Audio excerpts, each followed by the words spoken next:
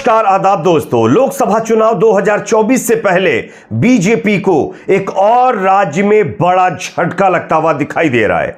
आप जानते हैं लोकसभा चुनाव 2024 से पहले कई राज्यों के अंदर विधानसभा चुनाव होने हैं और इसी में शामिल है हरियाणा। हरियाणा में टोटल 90 विधानसभा की सीटें आती हैं और इन 90 विधानसभा सीटों पर कौन सी पार्टी कितनी सीटों पर चुनाव जीतेगी, इसका एक बड़ा ओपिनियन पोल किया गया है और इस ओपिनियन पोल के जो आंकड़े हैं वो चौंकाने वाले हैं और बीजेपी की चिंता बढ़ा देने वाले हैं। आगे इसके आंकड़े हम आपको दिखाएंगे। साथ ही साथ दोस्तों, देश के प्रधानमंत्री नरेंद्र मोदी करप्शन के मामले में अब अपने ही बयान में फंस गए हैं। किस तरह से ये भी आपको दिखाएंगे और सुनाएंगे। उससे पहले एक छोटी सी रिक्वेस्ट आपसे करेंगे दोस्तों, इस वीडियो को ज्यादा से ज्यादा लाइक करिए, शेयर करिए। चैनल पर अगर आप नए हैं तो सब्सक्राइब करके बेल आइकन को जरूर प्रेस कर लीजिए। बात करेंगे खबर की। जैसा कि आप जानते हैं दोस्तों कि देश में लोकसभा चुनाव 2024 की तैयारियां जोरों शोरों से चल रही हैं।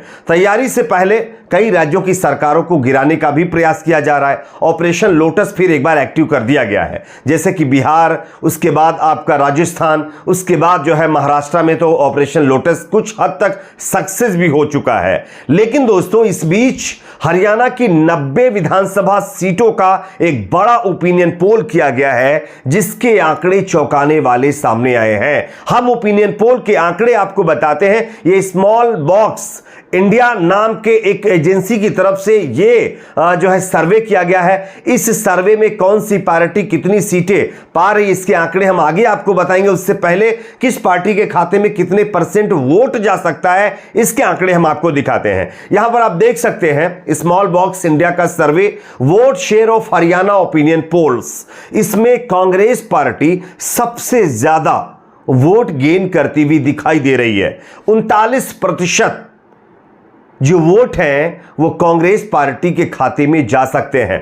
बीजेपी की अगर बात करें तो सिर्फ 33% यानी कि 33% वोट बीजेपी के खाते में हरियाणा के अंदर जाता हुआ दिखाई दे रहा है। जेजेपी जो बीजेपी की सहयोगी अब तक थी, लेकिन अब इन दोनों में बगावत हो चुकी है। लगभग नेता एक दूसरे से खिलाफ होकर बैठे हुए हैं। तो ऐसी सिचुएशन में जेजेपी के खाते में मात्र 11% वोट जा सकता है। उसके बाद जो है INLD यानी इंडियन लोकदल की अगर बात करें तो 10% वोट इनके भी खाते में जा सकता है और अदर के खाते में 7% वोट जाने की संभावना यहां पर दिखाई गई है। तो यह हो गया वोट परसेंटेज का आंकड़ा। अब हम आपको दिखाते हैं सीटों के आंकड़े। सीटों के आंकड़े क्या कहते हैं, किस पार्टी के खाते में कितनी सीटें हरियाणा के अंदर जा सकती हैं। यह अपने आप में चौंकाने वाला आंकड़ा सामने आ रहा है। सबसे पहले बात कर लेते हैं हम दोस्तों यहां पर जो है बीजेपी की।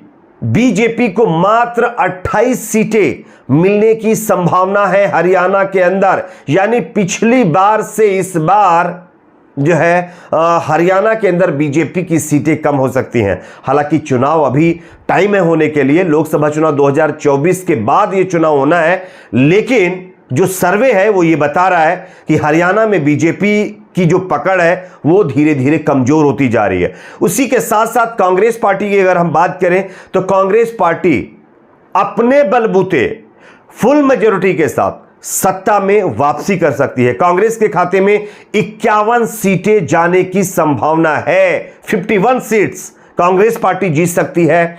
जेजेपी के खाते में 6 सीटें जा सकती हैं। इंडियन नेशनल लोकदल के खाते में 2 सीटें जा सकती हैं और अदर के खाते में 3 सीटें जा सकती हैं। यह स्मॉल बॉक्स इंडिया का पहला ओपिनियन पोल है जिसके आंकड़े के मुताबिक कांग्रेस पार्टी के लिए हरियाणा से अच्छी खबर सामने आ रही है। यहां पर लिखा गया है कि it's our first small box India opinion poll of Haryana assembly 2025, total 90 seats, यानी टोटल 90 सीट्स का ये मतलब जो है ओपिनियन पोल है जिसके आंकड़े बीजेपी के लिए चिंता बढ़ा देने वाले हैं। आपके हिसाब से यहां पर कौन सी पार्टी कितने सीटों पर चुनाव जीत सकती है, कमेंट सेक्शन में आपका अपना प्रेडिक्शन जरूर बताइए। अगली खबर की बात करेंगे जो कि सामने आ रही दोस्तों। राहुल गांधी की जो लोकप्रियता है वो दिन ब दिन इंक्रीज हो रही है, बढ़ रही है और इसका अगर आप कुछ सबूत देखना चाहते हैं तो आपको तेलंगाना की रैली का वीडियो देखना चाहिए। मैं आपको दिखाना चाहता हूं तेलंगाना के अंदर जो राहुल गांधी की रैली हुई है उसका वीडियो। आप पहले वीडियो देखिए, उसके बाद इस वीडियो के सामने आने के बाद और इस वीडियो में दिख रही क्राउड को लेकर के बीजेपी किस तरह से चिंता में आ गई है वो भी हम आपको दिखाएंगे। देखिए ये वीडियो।